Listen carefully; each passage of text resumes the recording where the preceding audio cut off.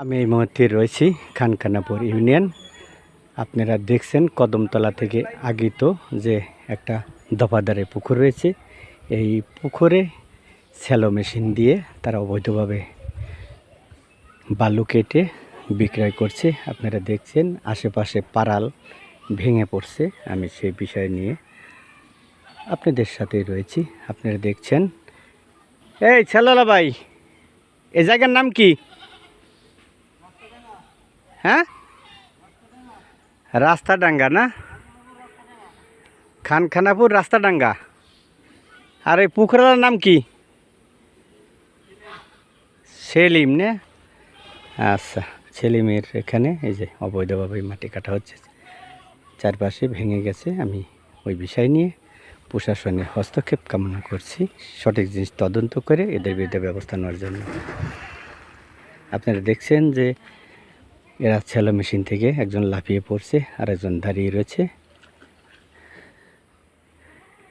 দেখতে পাচ্ছি যারা স্যালোর থেকে দুটো লোকই নেমে তারা এখন ডুবাইতে পানির কিনারে চলে আসছে। তারা এখন আপাতত স্যালো বন্ধ রেখেছে। 500 টাকা বেতন। 500 টাকা বেতন আছে দেশে? 500 টাকা বেতন। আমি হেল্পার। কয় ঘন্টা ডিউটি করা লাগে? ডিউটি করার আগে সকাল থেকে বিকাল পর্যন্ত। আর আপনার এই স্যালো মেশিন যে চালায় উনি কত পায়? তাগের হলো ওই কন্ট্যাক্ট।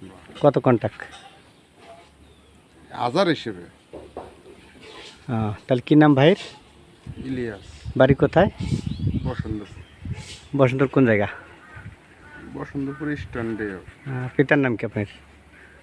আমার পিতার নাম হালিম শেখ।